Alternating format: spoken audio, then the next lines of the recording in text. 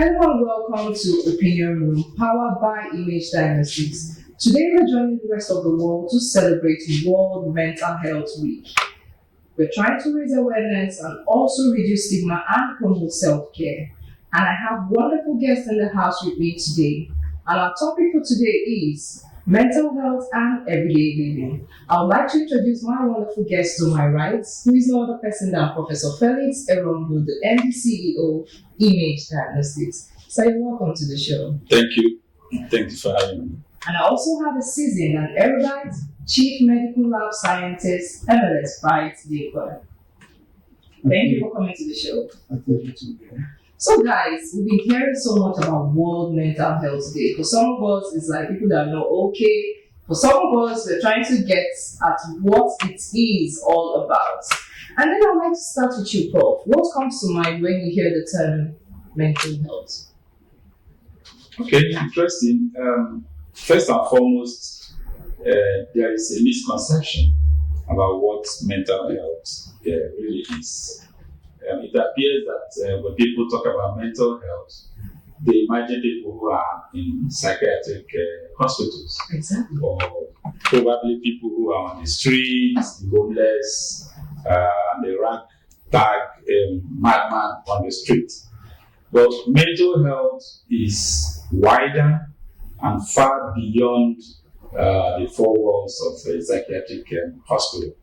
So, to put it in a better perspective, I would say that mental health encompasses the psychological, the emotional, and the social well-being of an individual. Of course, taking into consideration how we think, what goes on in my mind and in your mind, how we feel, and to a large extent, how we relate with one another. So it's much more wider than we actually anticipate. And then finally, on that note, I would like to say that given the definition that I have just given, a lot of people, including myself, yourself, and most of our viewers here, undergo mental health challenges. Thank you so much, Prof, for that answer. I'm sure you actually enlighten our viewers that it's not just the madman on the street or someone in the psychiatric group that has mental health issues. So I would like to come to you, Chief Medical Lab Scientist, considering the fact that I'm sure you've run over 1,000 tests throughout your career so far. Can you just tell us what causes mental health problem as it relates to the medical aspect, or then your view in general? Okay, thank you very much. Just like what Prof said, a lot of times people try to, see mental health as people having just psychological issues. And there are three components that he mentioned that I also would like to address. He talked about the psychological aspects. He also talked about the emotional aspects, and then the social aspects too. So it is very important for us to understand that mental health has become one of the very serious issues that others or a lot of clients who come to our facility to do clinical investigations. Most people are bothered about their physical health and they don't take cognizance to their mental health, which also plays a vital role in the total health system of an individual. So I will start by saying that sometimes some persons have a lot of responsibilities, and when they are saddled with these responsibilities that exceeds their threshold, their resources, and their coping abilities, it impacts on their mental health, and as such, it also affects their physical health. So you can say that one of the basic cause of mental health is that it relates to an adverse childhood experience. There are people who, as a result of the history of abuse, they come across trauma and also child abuse and issues of witnessing violence from the preliminary stage of their life experience. I also want us to understand that mental health stems from both childhood to adolescence through adulthood too. So from that preliminary stage of the child experience, most of them are exposed to witness violence from the family, maybe the father beating the mother, or they are exposed to environmental hostilities like fighting and quarreling. And some cases, they have sexual abuse, sexual assault, and all of that. And this, as a result, can actually affect and cause mental health problems. And then basically, I also want us to look at experiences of medical ongoing conditions. There are clinical issues that borders on individuals and will affect them mentally, especially terminal issues and clinical issues like cancer, HIV, and even diabetes. You see, the acronym cancer alone can actually impact on the mental health of an individual. And then when they begin to feel they have this terminal condition, the mental health state is compromised. So prolonged chronic medical conditions as these can actually cause mental health issues. There are a lot of biological factors. We look at genetic issues. We also look at exposure to toxins. We also look at severe infection, brain injury, and trauma. These are things that can cause mental health issues. And then let's not forget that a lot of people abuse drugs and alcohol. In recent times, even in the Nigerian society, there are a lot of drugs that are being abused. Sure. You hear substances like Colorado, they call loud, they call marijuana, and all of that. And when people abuse some of these substances, it can actually lead to mental health issues. And then sometimes too, people have these feelings of loneliness and isolation. So basically, these are the things that could cause mental health. Okay, I'll come back to that, your loneliness and isolation part. But then I would also like to ask for how does mental health affect everyday living? Let's bring it back home to the person that goes to work, to the child at home, to the babysitting mother, to the man that goes out every day to his office or his business. How does that affect everyday living? Okay, it's important to understand that we need a stable mental condition. We need to be stable to be able to perform optimally, whether at home, at work, or at school. Now let's bring it home. Take for instance a breastfeeding mother, and this actually happens as what they call postnatal stress. The first time a mother has a child and is struggling to cope with breastfeeding, taking care of that child, managing the home, and all that. That creates a lot of anxiety. We have situations where people are pressured economically, financially. They don't have enough money or funding to do what they need. And in recent times, you know how the Nigerian economy has been. For instance, there were times a couple of months ago when people were not able to even access the money they have in the bank. So that alone introduces emotional and psychological stress. So how does that affect us at home? When you are stressed, you're not able to concentrate. You're not able to bring out your best. You don't perform to your optimum.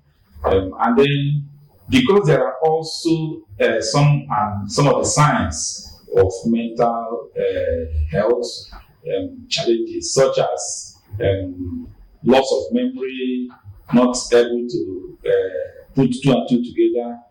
Somebody's incoherent, may not understand situations and circumstances, lack of self-esteem, and then people feel, or the individual feels he or she cannot cope with the situations around. So ultimately, if it's in a marriage, one there is mental health issues, that marriage will begin to experience challenges, quarrels, discord. If it's in the office space, there are a lot of conflict, workplace conflict. You will see situations that also border on people actually getting sick and not maybe a lot of attrition. People even resign their jobs because of mental instability. And even those that are working and undergoing mental stress, they have less coping abilities. They are not able to perform to their optimum. If it's in the school, you also see that the child's performance begins to go down. The child lacks concentration. The child lacks interest in doing what ordinarily should have been an interesting thing. And you see somebody who suddenly loses steam, loses the zeal or the passion for what he or she ordinarily would have done happily.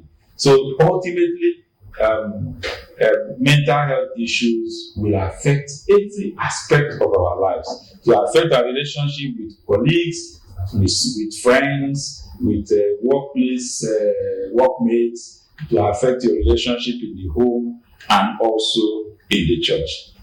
Thank you so much, Bob. That means it's safe to say I'm sure almost 90% of the human beings we see walking around have some mental challenges. I myself should have one because I have some financial mental challenges. So I would like to come back to this fact because Nigeria as a country alone is so difficult and trying to pull through considering so many economic downturn. I think we will say everybody's passing through one mental health challenge.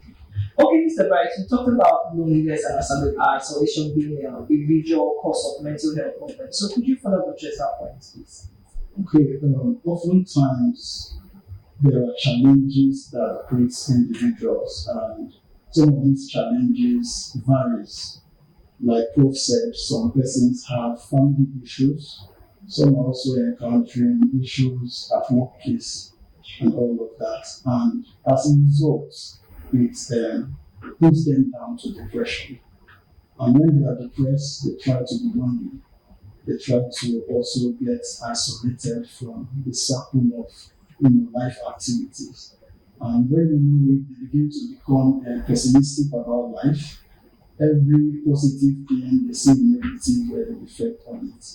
And that could actually lead to poor mental health. Thank you so much. So you see that loneliness and isolation is actually a trigger for mental health that could lead to depression and eventually suicide. Okay, Bob, I'd like to ask you one last question. What would you be able to tell our viewers, or what do you think you can advise the viewers on how to maintain or improve one's mental health? Because for all the things you have mentioned, we have financial crisis, we have emotional instability, a whole lot of things causes mental health issues. So what would you advise, or what would you speak to the audience or the viewers about on how to maintain a healthy lifestyle or improve your mental health? Okay, there's a popular adage that says a problem already shared is half solved.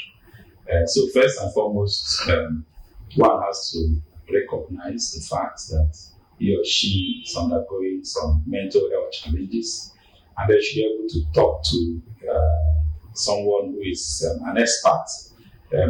Luckily enough, we have a specialty now that is mental health, medical specialty that looks at mental health. We have people who have specialized in psychological medicine. And so they are experts that can relate what people go through with how their body sees and functions in those kind of circumstances. So I would first advise that the person would need to talk to an expert so that the person can get appropriate advice. But then there are general or more or less things that we could regard as generic. One is social support. When people have mental health issues, they need to be supported. The support will come from in the workplace, It could come from friends, community, like my colleague just mentioned. One of the possible responses by people who have mental health challenges is to try to withdraw, to manage themselves, so they get isolated, and that actually worsens the prospects of recovery. So first, you have to engage, some community relationship, eating healthy, exercising. There are drugs, obviously, that also help in managing these situations. But of course, these drugs are better when they are prescribed by experts, and that's the reason why one has to talk with these experts. So maintaining good social relationship, eating healthy, exercise, and learning also of coping abilities. There are lessons on coping abilities, and of course, we will not forget the spiritual part. Sure. Obviously, that when you're having a challenge, you have to talk to God. You have to pray. So those are some of the very basic things that people can do from the outset. We must learn to share our challenges and our mental health issues. Sometimes the problem also stems from self-denial. We just feel that, how can I see somebody because how can I have mental issues? Unfortunately, every one of us goes through this cycle of either depression or anxiety or fear or stress, from time to time, and we need other people to help us. Thank you so much, Prof. It's right. I'm going to come back to you for just one final word. Prof has said a whole lot about meeting an expert. To the youth on the streets that doesn't have access to the expert, to the market woman that doesn't even understand what it means by mental health, talking to anybody, what would you advise Okay. for the people that do not have access to these experts or don't even know what mental health is all about? What are the signs that people should look out for, and how should they be able to manage it on their own or within their family circle? Because I know Nigeria is a place that solely depends on family, first of all, before they can go further for everything else. Okay, thank you very much. I also want to emphasize more, like Prof said, problem shared is half solved. I want to also rephrase by saying problem identified. Definitely find a solution. So for individuals, especially youths out there in the streets who are experiencing poor mental health state, they actually need to have this self-awareness that they are not really cool. Something somewhere is definitely wrong with me. So when you identify that this is quite an unusual state of mind that I have, perhaps I go angry easily, or I do something else, I engage in some social vices, it prompts them to actually do the needful. And part of doing the needful is to engage in regular exercise. All right? And then this helps to increase your energy level. There are times when, as a result of poor health system, you begin to feel so stressed, even in the little things you do. And medically, when you are stressed, the adrenal glands begins to produce a hormone called cortisol. And then when cortisol flows in the bloodstream, the individual begins to feel worn out, even in the little things they engage in. So exercise is a very good one, a very regular exercise. Practice exercise regularly. It helps to promote mental health. And another thing is for us to try to maintain long hours of sleep. Even health professionals, politicians, pastors, students, in recent times we lack sleep. And it is advised that we spend at least 8 hours of sleep in the night. It helps a lot to improve our health system. And I also want to encourage people who are so keen to decorating their sitting room instead of their bedroom. We advise using this platform that your bedroom should be made a comfortable place so that you can promote sleep. When you do that, your brain cells get rest and balance. If you wake up in the morning, you have strong vitality. And then another thing I would like to encourage is for those who are passing through one or two issues of poor health system, they may need to have an itinerary. I've been in this situation, and I'm using myself as a practical example. I have this experience where I lost a beloved sister, and I was almost going bananas. But what encouraged me was I developed an itinerary for myself. 6 a.m. you have to pray, 8 a.m. you take your bed, you do this, you do that. So when you have a personal itinerary for yourself, yes, it helps you to get out of this mess called poor mental health state. And then we need to really connect to friends, and then connect to nature too. Even in the Bible, Jesus related with nature a lot. It helped him to improve on his mental. Hallelujah, somebody. Yeah. So we need to connect to nature. Take time to go to the zoo. Take time to have some kind of resource. Recently we heard that the legendary actor, we missed him. And this could be as a result of isolation. Sure. He fell into depression because he lost the touch of his friends in the movie industry. So a lot of things can actually help us come out of this. Have an itinerary for yourself, do a proper reading exercise, and eat healthy. Take fruits, take nuts, take vegetables. And like Prof said, the spiritual aspects, learn to praise God.